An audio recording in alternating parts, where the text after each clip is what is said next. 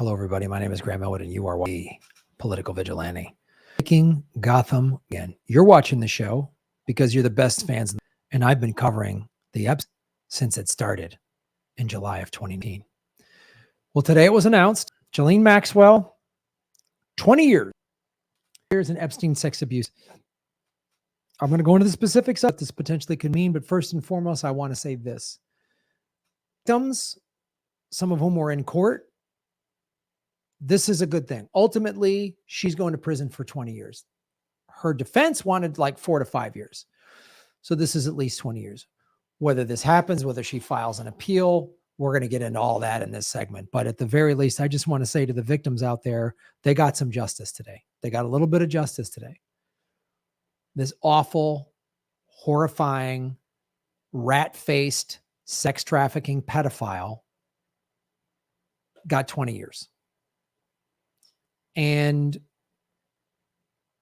3 victims, I believe, a woman who identifies herself as Kate and Annie Farmer, Maria Farmer's sister, and Virginia Roberts Jufree were in court today. Now, we're going to go in and show you how, of course, the media doesn't call her a pedophile. And they dance around saying that she's a rapist, sex trafficking pedophile. She contributed, she facilitated. It's all these like watered down words. And we're going to talk about how she's going to try to appeal and what could potentially happen. And we're going to show you how there's no mention at all of the people that were tied to Epstein, all of the powerful people. And again, this is not like breaking news. It's not dominating Twitter today. It's not dominating the corporate media. They're just briefly talking about it. And this isn't Yahoo. The Miami Herald covered it, obviously, because the Miami Herald was one of the first people to break the story. And, you know, I saw it in some other just sort of online publication. So this was I got this off of Yahoo. I was just like, see what Yahoo has on its homepage to kind of see like what the corporate media is feeding us. And it wasn't all over. It was just one story. Now, when I clicked on it on the side, there was more stories about it to get more detail. That's where I saw the Miami Herald story. But I just want to say to the victims, at least you got something today. At least this woman that ruined and helped Epstein terrify and you know, basically ruin your life. You know, if this happened to you when you were a teenager, you know, it's great these women have gone through therapy and everything, but it's always going to be with them. And the reason they're called survivors is a lot of people of childhood sexual trauma, they don't make it. They get hooked on drugs, or they commit suicide, or they OD, or they just self-destruct in all number of ways. So to the women who are survivors, the women that stood up, I'm glad you got some justice today. So I want to say that. I wanted to get Whitney Webb on the show, but she's having some scheduling issues. She just finished writing a book, but we will have Whitney on the show to discuss this because Whitney has done really great work on this. And she has talked about how this Epstein is very much tied to the intelligence community. And that's one of the things we know. And if you go to my Epstein playlist on YouTube, you can see all my videos going back to July of 2019, where I predicted Epstein was going to get killed in prison. I predicted it. I called it. And watching the ruling elites have shifted their strategy with regard to Epstein. Now their strategy is just hush hush. And I told you that this trial was going to be primarily a show trial to say, oh, look, we got her. And I said, even if she gets a hard sentence, we're not going to hear the names. And we still haven't, of all of the powerful people connected to this.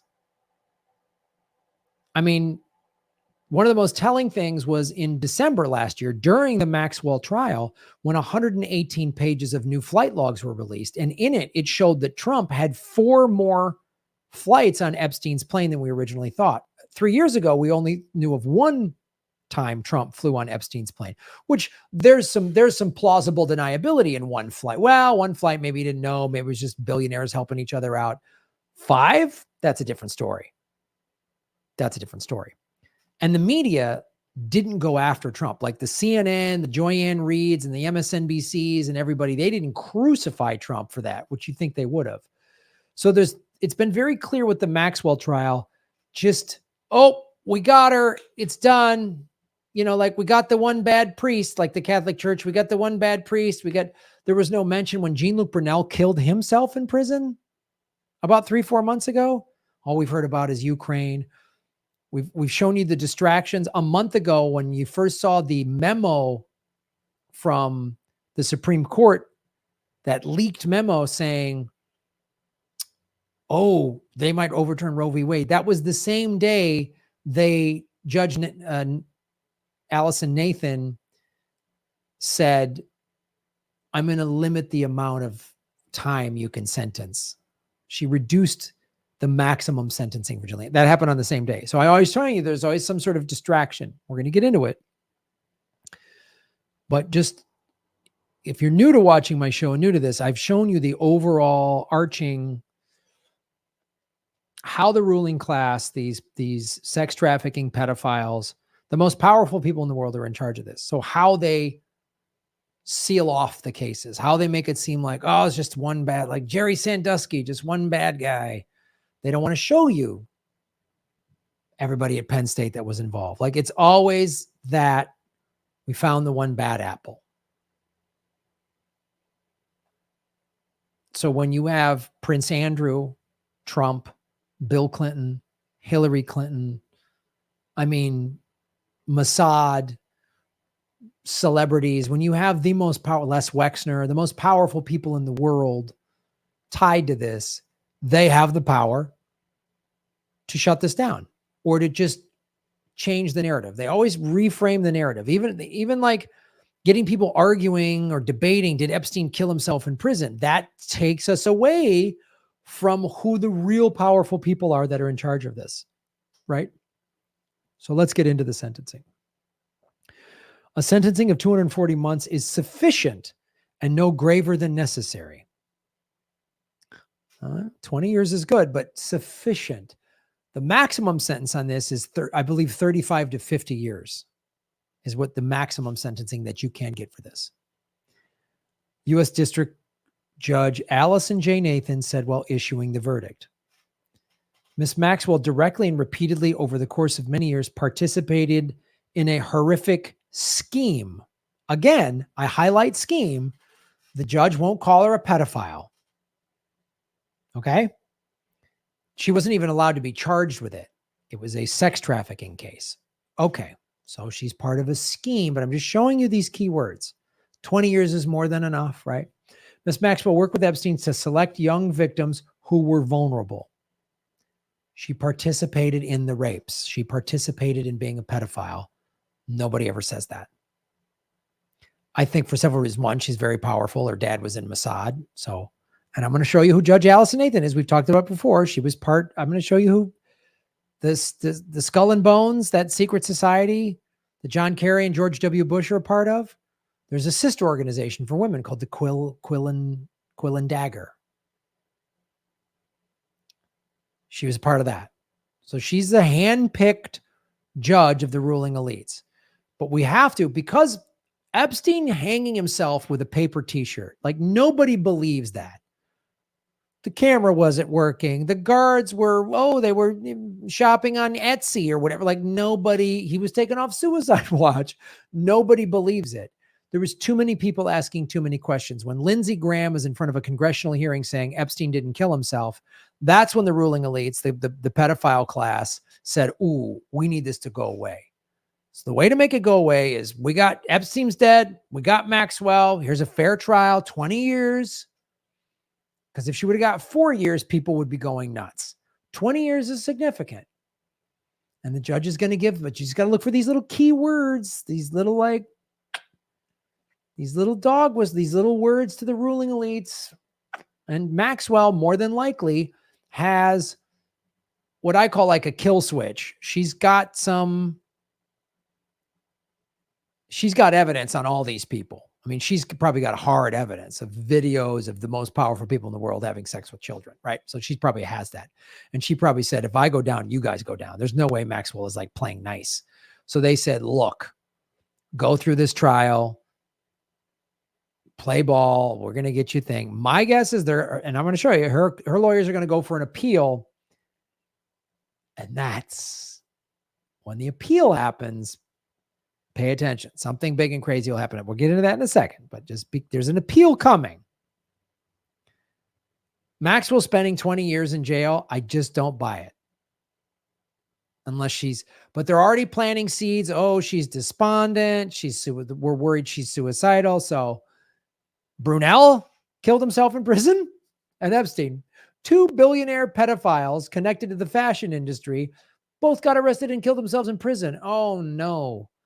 So get ready for either the hat trick of paper t-shirt hangings with Maxwell or an appeal where this one juror, remember I was saying they're looking, I showed you the juror who revealed that he was a victim of sex abuse as a child and didn't reveal it. And the judge threw that out and said, but they could on appeal say, oh, unfair jury or something like that. So there's a lot of angles that they're going to try to play here. The judge said Maxwell 60 played a pivotal role facilitating. I love these flowery words. So when you join a man in raping of a child, you're facilitating. Okay. Yes.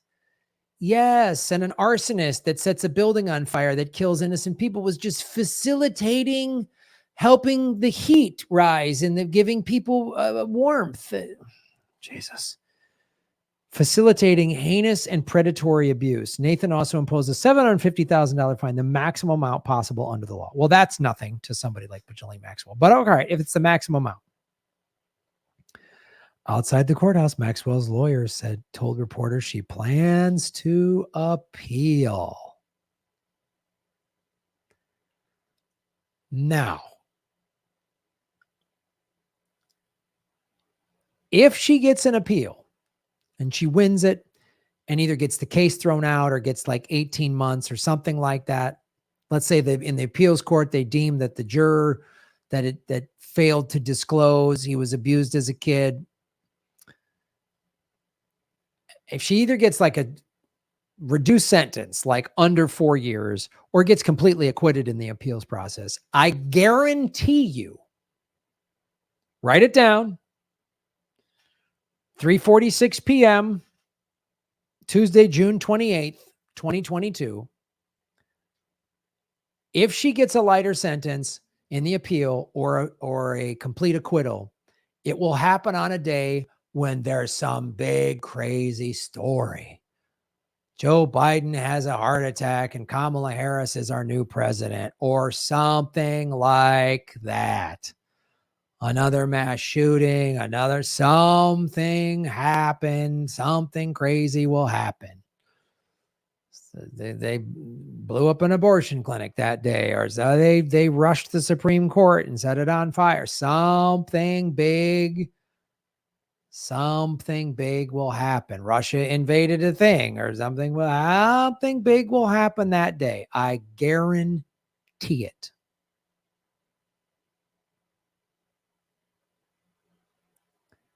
So pay close attention because they don't want you to. Be ready for that. Be ready for false flag day. Somebody's going to blow some invade, some crazy, something nutty's going to happen. Yes. That's the day they arrest Trump for the January 6th trial, or that's the day he announces he's running, or that's the day Hillary Clinton says, I'm running for president. Something crazy will happen, that some big thing that will dominate the entire news cycle.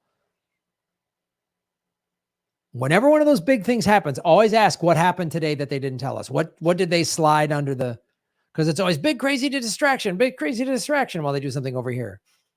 I told you, right? When it's been happening continuously throughout this. We were like, Putin invaded Ukraine on right around the time Jean-Luc Brunel hung himself. Another billionaire pedophile hung himself with a paper t-shirt. The SCOTUS Roe v. Wade memo was leaked a month ago when they reduced the amount of years they could potentially give Ghislaine Maxwell. So just be ready for it. The judge heard impact statements from victims, including Annie Farmer, who had testified she was 16 when Maxwell introduced her to Epstein, and a woman identified as Kate, who told jurors that Maxwell once gave her a schoolgirl outfit to wear during an encounter with him. Fucking pieces of shit, these people. And I mean, obviously, Epstein and Maxwell. These women who stood up, Annie Farmer, Kate, and Virginia Giuffre, I mean, I can't imagine what they've had to go through, and I can't imagine what it took to stand up.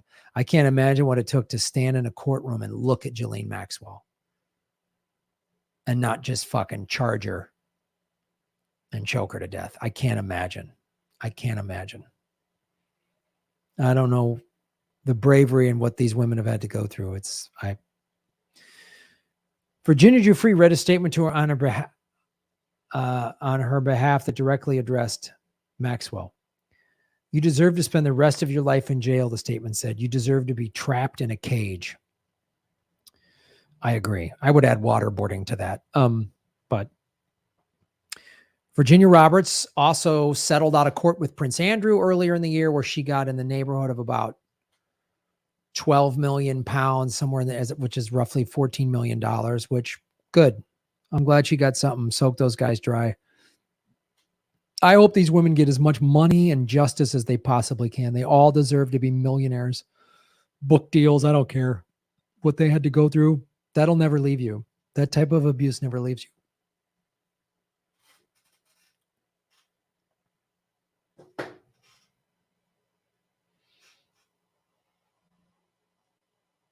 Thank you, Kate.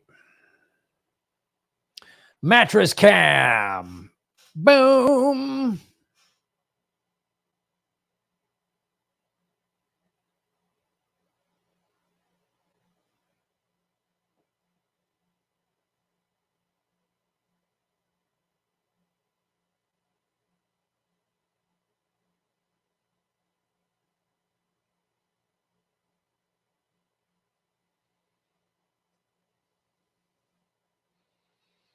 Thanks for the text, Kate.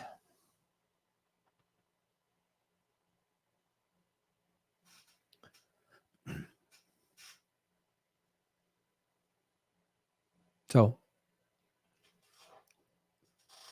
Ghislaine Maxwell was allowed to read a statement, and I just had to put it all up here. I know it's small print, but I just, Your Honor, it's hard for me to address the court after listening to the pain and anguish expressed in statements made here today, she said. This is Maxwell. The fucking balls on this lady. The terrible impact on the lives of so many women is difficult to hear and even more difficult to absorb, both in its scale and in its extent. Because she didn't know that she was torturing these women. They all said Maxwell was horrible. I think too, we've talked about on this trial how it's very suspect. Only 4 women were allowed to trial. And then Ohio State, gymnastics coach, Nasser, whatever his name was, they had like 100 something, 90 some women testified. We could only get 4 to testify in this case. So deliberately kept, because they didn't want more women exposing all of the wealthy people involved in this. They didn't want to hear about Les Wexner.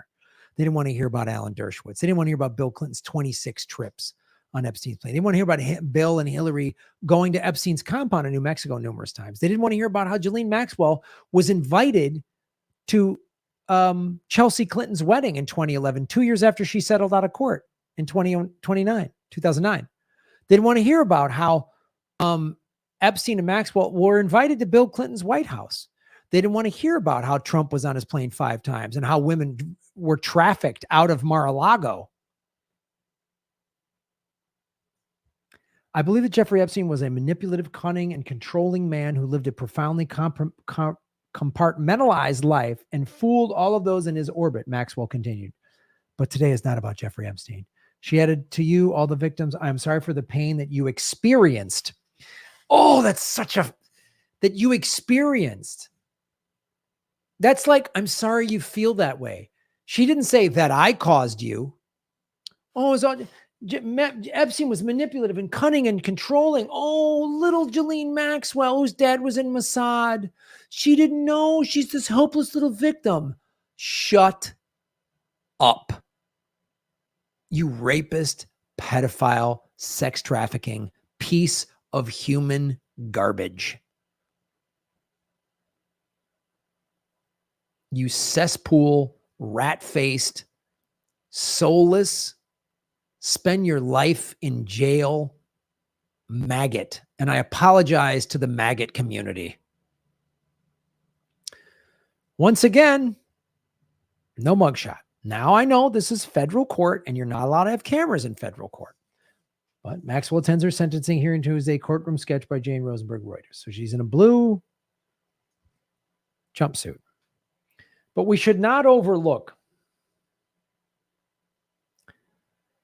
the intelligence community component to all of this. Another reason why this is so swept under the rug. Who brought this up? Whitney Webb. She brought this up on Twitter today. If you think Maxwell's 20-year prison sentence is going to solve America's child trafficking problem, you have been duped. Intelligence agencies were/are involved, and they are never, ever held accountable for anything. That is so true and at the core of this. We've talked about all the powerful people involved, but let's also talk about the intelligence agencies. Let's talk about how Acosta, who was a district attorney down in Florida when Epstein got arrested the first time in 2009, was told to go easy on Epstein because he was, quote, a CIA asset. Those are Acosta's words. Acosta, after giving Jeffrey Epstein a sweetheart deal, is then later put on Trump's cabinet. William Barr protected Epstein, put on Trump's cabinet. So there's no, like the QAnon folks that want to say Trump was innocent in this are just delusional. They're delusional. Just like they want to say, oh, Hillary and Bill didn't know. Ugh. This country's, the two cults of the red and blue parties that this country is in is it's hard to be in a country that has so many stupid cults. But and we've had Whitney Webb on the show and we've discussed the CIA connections. And again, Whitney Webb's interview with Maria Farmer said that Epstein was middle management, that Les Wexner was the head of the North American snake. So who can make this disappear? The CIA. Remember when I interviewed CIA whistleblower John Kiriakou, who used to be in the CIA? Go watch the interview with John Kiriakou. When he saw how Epstein was killed in prison, he goes, this feels like this had to be the Israelis, is what he said to his buddies. He thought it was Mossad had some involvement in it. This has the intelligence community's fingerprints all over it. Because this is why Jeffrey Epstein was an intelligence asset. He'd have one of his parties at one of his compounds or his mansion or the Virgin Islands place or whatever. And there'd be a wealthy, powerful man there. And the butler would come up and say, would you like a massage from a beautiful young woman? Oh, yeah, sure. It would be a child. It would be underage. And they would videotape the sex acts. And then they'd say, well, we got you on tape having sex with a kid. So we're going to need you to do this, this, and this. That's how they did it. It was blackmail. Right? So, and the intelligence, and John, in my interview with John Kiriakou, he said, the CIA would never tell you to go do that. But if you got children for a pedophile and you turn that pedophile into an asset, the CIA would go, They wouldn't go, no way, no line. That's a line in the sand we don't cross. They'd be okay with it. John Kiriakou said that. Go back and watch that interview with John Kiriakou that I did with him. It's amazing. He's been on the show twice. Once to talk about Panquake, and the first time was back that was like after Epstein had died. So I don't know, September or something, August, September of 2019. So we can't overlook this. And that's what Whitney Webb's pointing out. But that's what Whitney's making a point of, this is what they want you to do. Oh, we got him. It's over. We shut down the biggest sex traffickers in the world. It's over. There's no more sex trafficking. That's nonsense. That is a flat out lie. It's like arresting some mid-level drug dealer and they put all the drugs on the table and go, look what we took off the streets. Meanwhile, 20 times that is just rolling right past. But we just got to look at the whole picture here of this whole trial. Federal judge reduces Ghislaine Maxwell's sentence by 10 years. Again, this was May 2nd. This was the day of the Supreme Court Roe v. Wade memo leak. It was the same day her sentence got reduced by 10 years. Maximum sentence by 10 years. So does this mean she could have got 30 years today, but they only gave her 20? And again, Maxwell will get off because she has dirt and is covering too many world elites. Judge Allison Nathan is presiding over Jeanine Maxwell. She's a member of the Skull and Bones sister secret society, Quill and Dagger. She was John Kerry's associate national counsel in 2004. John Kerry was Skull and Bones. She was a special assistant and White House counsel to Barack Obama from 2008, 2010, appointed to the federal bench by Obama. She was appointed to the appeals court this year by Joe Biden. This is from Whitney Webb.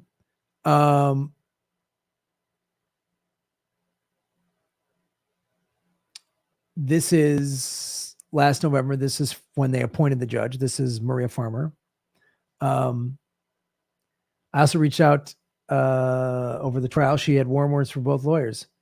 She called luminaries Alan Dershowitz very guilty in his connections with Epstein, very much a pedophile. She called him a luminary.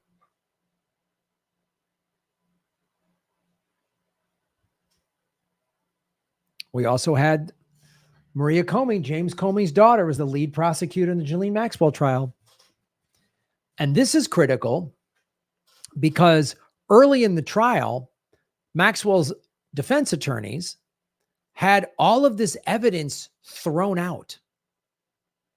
And there was not a lot of pushback. They just said, oh, that was a tough break today. They didn't push hard at all, which is critical. The whole point of this trial is to protect all of the very, very powerful people from being exposed. That was the point of this trial. So that got thrown out. And that wasn't like, and the mainstream, the corporate media wasn't like in an outrage, like, how did this happen? This is huge. We're never going to know. It got thrown out. James Comey's daughter was the lead prosecuting attorney. Again, make it look like a real trial. Maxwell was found guilty. Oh, she's getting 20 years. We did our job. We got the bad guys are gone, folks. Go back to sleep.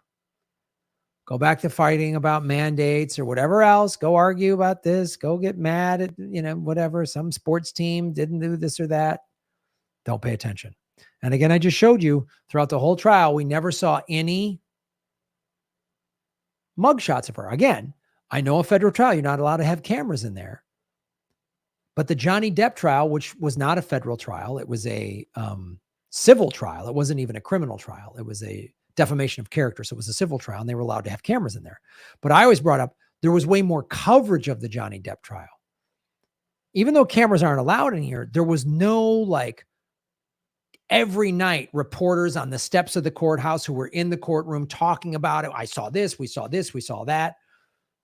And I showed you another federal trial, the Whitey Bulger trial and the MS-13 trial, where on the DOJ's website, they put their mugshots on the website. The DOJ's website does not have her. There's no mugshot of her at all.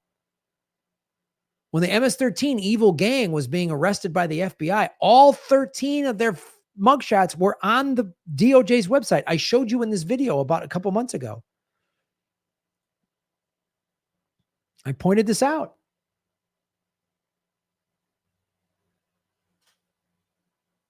I showed you her connection. This is Daddy's girl. Absent from mainstream discourse. This is Whitney Webb. Ongoing trial is any mention of the ties not only of herself but her family to Israeli intelligence. Those ties, forged by Janine's father, Robert Maxwell, are critical to understanding Janine's history and her role in Jeffrey Epstein's sexual blackmail and trafficking network. They weren't just doing this for kicks because they're, creepy perverts or whatever. It was about leverage and power. It's one of the things Whitney exposed. Here's Donald Trump hanging out with Prince Andrew. This was in the summer of 2019. This is like earlier before Epstein got arrested, right? This is in December. This is that's her sister and her brother saying, oh, she's this innocent little victim. And then I want you to never forget this. I've shown you this time and time again on numerous stories. The propaganda multiplier. So if we know there's ties to intelligence, right? Acosta said he was a CIA asset. I'm not making this up. I'm not doing crazy tinfoil hat stuff. Acosta said this. CIA gets the news agencies here, AP, AFP, Reuters, and it filters down in here. None of these people are demanding, all of the people in Epstein's book, none of these people are like, hey, all of that evidence seized in July of 2019 when Epstein first got erected. You remember that? They wheeled out, there's the FBI and that guys in the FBI jackets and the hand dolly trucks, books and folders and hard drives and photos. And where is all that? This media, if they were an actual independent free media, would be clamoring for this. Where is this evidence? Where is it? Where is it? Where is it? When everything is controlled from the top, we don't have a free society in America. We don't have a free press. They shut down RT America. So we're not even allowed to hear a different point of view about America. We're not even allowed to hear it. In a free country, we should be able to hear from a Russian TV source and make our own decisions. That's propaganda. That's not, whatever. We're not allowed to do that. None of them were covering the Maxwell trial that hard. None of these news outlets went through the 118 pages of flight logs when they got released in the trial in December of 21. None of these news outlets went nuts when Jean-Luc Brunel killed himself. None of them announced how the judge lowered the maximum sentencing in early May on the day the Roe v. Wade memo got leaked from the Supreme Court. None of them are asking questions. Because it's controlled from the top. That's the White House, the CIA, and the Pentagon. This is how they do propaganda. So you go, well, NPR was talking about it, and so was Fox, and so was BuzzFeed, so it must be true. Or how come none of these people are covering it? It's probably not that big of a story. They want you to think these are all different. Right? It's like you buy some juice at the store and you're like, oh, this is and you say, wow, it's owned by Coca-Cola.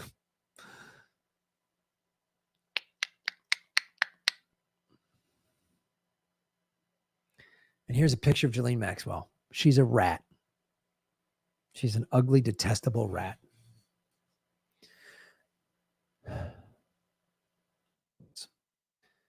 I've been covering this for years, and I'm still not going to let it go at all.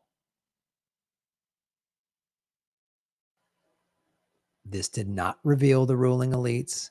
This did not uncover. And it's like, how do we take down they control everything. Scapegoat.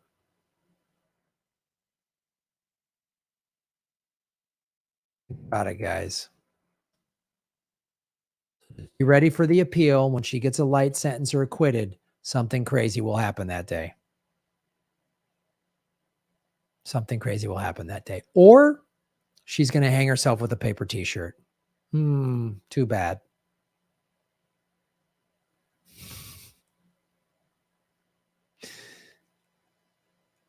Get ready for those. Or she's going to die from prison of a broken heart, or she ate a bad pickle and a tummy trouble. Oh, she had a heart attack in prison. She won't hang herself. They'll try to get creative and be like, oh, she took some medicine and had a bad reaction they didn't realize, and then blah blah blah blah blah blah. Well, go to bed. Well, we got him. No more sex trafficking, gang. Go watch over there. The Super Bowl's coming. Follow the money.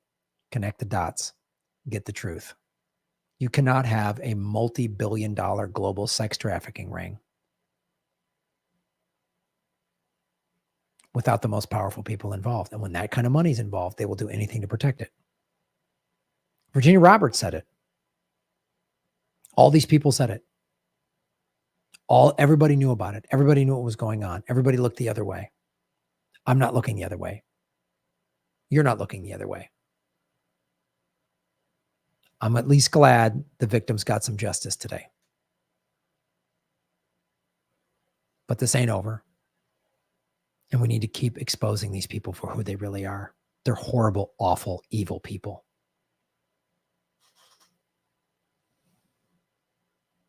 Shave your knuckles for justice. That's how we make Gotham great again. Thank you for watching this show and following me on this journey, because this is not easy to talk about. This is not easy to cover. But I won't let this go. Shave your knuckles for justice.